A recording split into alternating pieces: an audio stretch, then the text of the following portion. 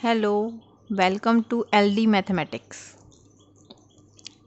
आज हम बात करेंगे CSIR नेट मैथमेटिक्स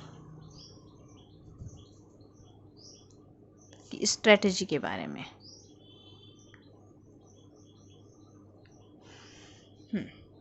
तो किसी भी एग्ज़ाम का पैटर्न सबसे पहले क्लियर होना चाहिए, तब जाके वो एग्ज़ाम क्लियर हो पाता है। तो उसके लिए हर एग्ज़ाम के लिए हमें एक स्ट्रेटजी फॉलो करनी पड़ती है, क्योंकि अब हार्ड वर्क के साथ साथ स्मार्ट वर्क भी करेंगे तब जाके कोई एग्ज़ाम आपका क्लियर होगा। तो अब मैं इस एग्ज़ाम के बारे में बताती हूँ। ये एग्ज़ाम में 3 पार्ट होते हैं। पार्ट ए में आपका रीजनिंग का क्वेश्चन आता है, रीजनिंग एप्टीट्यूड, जिसमें से 20 क्वेश्चन आते हैं। आपको बनाने हैं 15 क्वेश्चन और इसे माइनस मार्किंग है 0.5। देन नेक्स्ट आता है पार्ट बी में हमारा सब्जेक्टिव रहता है मैथमेटिक्स, सिंगल करेक्ट।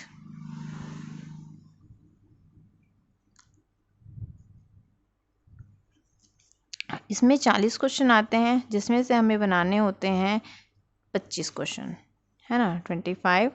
अब इसमें नेगेटिव मार्किंग है -0.75। एंड देन नेक्स्ट पार्ट है पार्ट सी। ये भी मैथमेटिक्स का ही क्वेश्चन होता है। ये है मल्टीपल करेक्ट, मतलब एक क्वेश्चन एक आंसर से ज़्यादा भी इसका सही हो सकता है। इसमें आते हैं 60 क्वेश्चन, जिसमें से हमें बनाने हैं 20 क्वेश्चन। इसमें नेगेटिव मार्क्स नहीं है, मतलब टोटल हमारा पेपर आता है 120 क्वेश्चन का, जिसमें से हमें बनाने होते हैं 60 क्वेश्चन, है ना। अब इसमें जो पार्ट ए है वो 2 मार्क्स का आता है। एक क्वेश्चन करेक्ट होने पे आपको 2 मार्क्स मिलेंगे और गलत होने पे -0.5। और जो पार्ट बी है वो आता है 3 मार्क्स का, और अगर गलत होने पे -0.75 मार्क्स। और देन हमारा है पार्ट सी, ये है 4.75 मार्क्स का। इसमें निगेटिव मार्किंग नहीं है। तो अब जैसे हमें पास होने के लिए सबको पता है नॉर्मल कट ऑफ 115 तक ही जा पाता है ना। तो अगर हमारा 100 आ गया तो एग्ज़ाम आसानी से क्रैक हो जाएगा। तो पहले स्ट्रेटजी में ये हुआ करता था कि जैसे नॉर्मल रियल लीनियर में से आप कर लो तो एग्ज़ाम आपका आसानी से क्लियर हो जाएगा। ये बात फैक्ट भी है, लेकिन हम किसी भी सब्जेक्ट को बहुत अच्छे से करने पे भी कुछ क्वेश्चन ऐसे टफ आते हैं कि हम आसानी से हर क्वेश्चन को नहीं कर पाते हैं। कुछ ना कुछ क्वेश्चन ऐसे होते हैं जिसमें हम कहीं ना कहीं फंस ही जाते हैं। तो मेरा मानना ये है कि हम सारे टॉपिक में से जो इम्पोर्टेंट है और इजी क्वेश्चन है उसको निकाल के उतना कर लें तो दैट्स इनफ फॉर एग्जामिनेशन, है ना। तो अब हम क्या करते हैं, अब इसके लिए हमें क्वेश्चन सबसे पहले पता होना चाहिए कैसे कहाँ का क्वेश्चन कैसे आता है। तो नॉर्मली जो क्वेश्चन पेपर से मैंने ऑब्ज़र्व किया है, क्वेश्चन नंबर 1 to 20 में हमारा रीजनिंग को क्वेश्चन आता है, 21 से 32 real and linear algebra, then 33 से 40 में आपका आता है कॉम्प्लेक्स और अब्स्ट्रैक्ट अलजेब्रा, है ना। देन 41 से 48 तक PDE, इसी में इंटीग्रल इक्वेशन, इसी में ODE, है ना। देन 49 to 60 आता है स्टैटिक्स मैथमेटिक्स, है ना। हम स्टैटिक बैकग्राउंड से नहीं हैं, पर इसमें से भी 1-2 टॉपिक ऐसे हैं जो कम मेहनत पे भी अच्छे मार्क्स स्कोरिंग दे सकते हैं। देन नेक्स्ट यहाँ तक ये तो था पार्ट ई का, ये था पार्ट बी का। Then part C. तो जो पार्ट सी है उसमें क्या होता है, 61 से 78 तक हमारा आता है रियल और लीनियर अलजेब्रा। इसमें एक से ज़्यादा ऑप्शन करेक्ट हो सकते हैं। देन 79 से 90 कॉम्प्लेक्स एंड अलजेब्रा, 91 से 102 ODE, PDE, COV, integral equation, ये टॉपिक आते हैं। और 102 से 120 तक हमारा है स्टैटिक्स एंड एक LPPOR का क्वेश्चन है ना। तो ये तो रही क्वेश्चन पेपर की बात।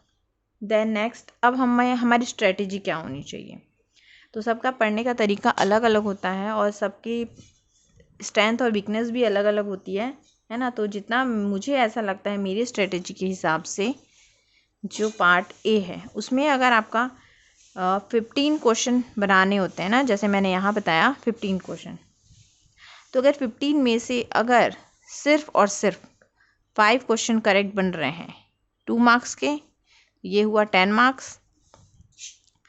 और पार्ट बी में कम से कम जो पार्ट बी हमारा आता है जिसमें हमें बनाने होते हैं 25 क्वेश्चन, तो 25 में से अगर 15 भी करेक्ट होता है, 15 × 3 45। देन नेक्स्ट पार्ट सी में हमें 20 क्वेश्चन बनाने हैं जिसमें माइनस मार्किंग नहीं है। तो माइनस मार्किंग नहीं है तो इसमें 20 क्वेश्चन बनाने हैं, लेकिन अगर आप इसमें से 20 में से सिर्फ 10 भी बनाते हैं करेक्ट, यहाँ पे तुक्के की बात नहीं हो रही है, एकदम करेक्ट जो आपको आता है, 4.75 मार्क्स, तो 47.5, तो ये कितना मार्क्स का हो जा रहा है, 102.5 मार्क्स का, है ना। यहाँ तुक्के की बात बिल्कुल नहीं हो रही है, जो क्वेश्चन आपको आता है एकदम करेक्ट उसकी बात हो रही है। तो कहीं ना कहीं 15 क्वेश्चन में से आपको ऐसे 5 क्वेश्चन सेलेक्ट करने हैं पार्ट ए से जो आपसे बने, और 25 क्वेश्चन में से 15 क्वेश्चन आपको सेलेक्ट करने हैं जो आपसे बने, एंड पार्ट सी में 20 में से 10 क्वेश्चन। अगर आपने सिर्फ 5, 15, 10, 20 और 30 मतलब 30 क्वेश्चन, अगर आपने सिर्फ 30 क्वेश्चन करेक्ट बना लिए तो भी आपका नेट क्लियर हो जाएगा आसानी से। तो अब ये 30 क्वेश्चन को सेलेक्ट करना होगा। ये 30 क्वेश्चन कितने क्वेश्चन में से सेलेक्ट करने होंगे, 120 क्वेश्चन में से। तो यहाँ पे सबसे बड़ा टास्क यही हो जाता है कि हम सारे टॉपिक को पढ़ लेते हैं तो लगता है ये भी बनेगा या ये भी बनेगा। तो कुछ क्वेश्चन और टॉपिक मैंने निकाले हैं जिसका नेक्स्ट लेक्चर वीडियो में मैं बनाऊंगी। तो अगर आप यहाँ पे 120 में से जो टॉपिक आपने किए हैं उसमें से अगर आप 30 क्वेश्चन सेलेक्ट कर लें और उस 30 क्वेश्चन आप करेक्ट बना लिया तो आपका आसानी से नेट क्लियर हो जाएगा। ठीक है, अब तो ये बात रही स्ट्रेटेजी की, है ना। लेकिन हमेशा ज़रूरी नहीं है कि आपसे इतना क्वेश्चन बन भी जाए, तो हमें इतने में ही नहीं रुकना है, क्योंकि हमारा पार्ट सी में नेगेटिव मार्क्स नहीं है। तो हम क्या करेंगे, इसमें पूरा कंप्लीट कवर करेंगे, है ना। तो मेरा मानना ये है कि जैसे हम एग्ज़ाम में क्वेश्चन जब अटेम्प्ट करें तो स्टार्टिंग हम करें पार्ट सी से। पार्ट सी से सबसे पहले नहीं, पार्ट बी से करते हैं, है ना। पार्ट बी में से सबसे पहले हमारे कितने क्वेश्चन थे, 25। ठीक है, अब 25 क्वेश्चन बनाने हैं तो 25 क्वेश्चन में से हमारा स्टैटिक्स का क्वेश्चन हो जाता है, और अलजेब्रा के क्वेश्चन मैंने नहीं किए हैं तो उससे मेरा 25 में से 10 क्वेश्चन मैंने माइनस कर दिया, तो ये आया 15 क्वेश्चन। मतलब मुझे 25 में से 15 क्वेश्चन मेरे सब्जेक्ट होंगे जो मैं पढ़ चुकी हूँ, क्योंकि स्टैटिक्स मेरे सब्जेक्ट का नहीं है, मतलब 15 क्वेश्चन, है ना। अब सॉरी, यहाँ पे थोड़ा गलत हो गया। यहाँ पे जैसे हमारा क्या था, पार्ट बी में 40 क्वेश्चन आते हैं, तो 40 में से 15 क्वेश्चन मेरे सब्जेक्ट के ही नहीं है तो मैंने उसे माइनस कर दिए, क्योंकि स्टैटिक्स के होंगे और एब्स्ट्रैक्ट अलजेब्रा के, वो मैंने स्किप कर दिया था। तो बचा 25 क्वेश्चन। मतलब मुझे इस 25 क्वेश्चन में से 15 क्वेश्चन सेलेक्ट करने होंगे, और ये जो 15 क्वेश्चन हैं ये मैं 25 में से 15 क्वेश्चन सेलेक्ट करूँगी। तो सेलेक्ट करने के बाद मुझे पार्ट बी के लिए देना है approx 45 minutes. Then part C के 10 क्वेश्चन सेलेक्ट करूँगी मैं, इसे बनाने के लिए मुझे देने हैं 45 मिनट्स। देन नेक्स्ट मैं आऊँगी पार्ट ए में। पार्ट ए में मुझे देने हैं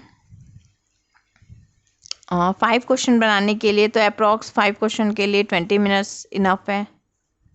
20 मिनट्स, ठीक। तो 45 ये हो गया 80 90 110।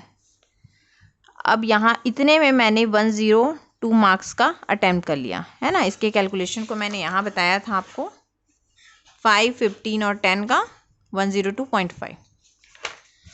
102.5 का क्वेश्चन मैंने अटेम्प्ट कर लिया है कितने देर में, 110 मिनट्स में, है ना। हमारे पास कितने मिनट है, 180 मिनट।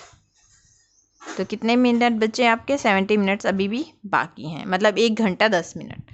तो इस 1 घंटे 10 मिनट में हम 15, 10 और 5 क्वेश्चन अटैम्प्ट करने के बाद फिर से हम क्या जाएंगे, देन पार्ट सी में। अब पार्ट सी में जो 10 क्वेश्चन बचे हुए हैं इसको हम देखेंगे। तो इसको भी हम डायरेक्ट तुक्का नहीं लगा सकते, है ना, क्योंकि माइनस मार्किंग नहीं है, इसका मतलब कुछ भी क्वेश्चन आंसर कर दें ऐसा नहीं है। तो ये 10 क्वेश्चन में भी हमें देखना है, चारों ऑप्शन में एलिमिनेशन मेथड लगाना है। अगर आप 2 ऑप्शन को आसानी से एलिमिनेट कर पा रहे हैं तो अब बचे 2 में आप गैस कर सकते हैं, अगर आप पढ़े हैं तो इतना तो एलिमिनेशन हो ही सकता है। तो पार्ट सी में 10 क्वेश्चन बनाए।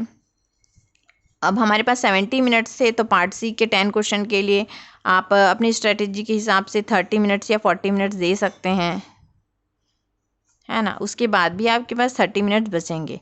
अब जो 30 मिनट्स बचे हैं उसमें आप क्या कर सकते हैं, पार्ट ए के जो क्वेश्चन बाकी हैं उसे बना सकते हैं। पार्ट ए में हमने सिर्फ 5 क्वेश्चन अटैम्प्ट किए हैं, हमें 15 करने हैं, है ना। लेकिन बन रहा है, इसका मतलब ये नहीं कि एक बन रहा है फिर दूसरा भी बन रहा है, ऐसे ही करते करते ज़्यादा हो जाता है, फिर क्या होता है वहीं पे माइनस मार्किंग हो जाती है। तो हमारा पेपर अच्छा जाता है लेकिन माइनस मार्किंग की वजह से कम हो जाता है marks.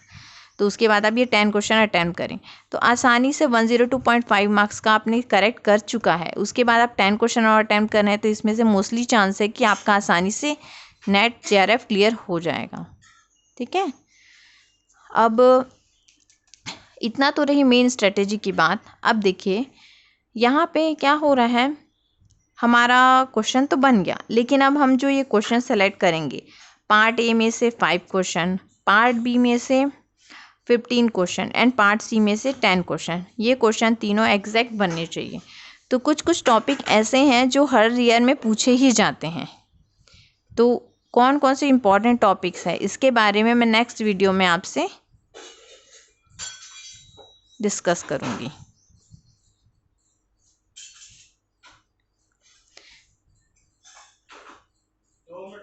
Thank you for watching guys.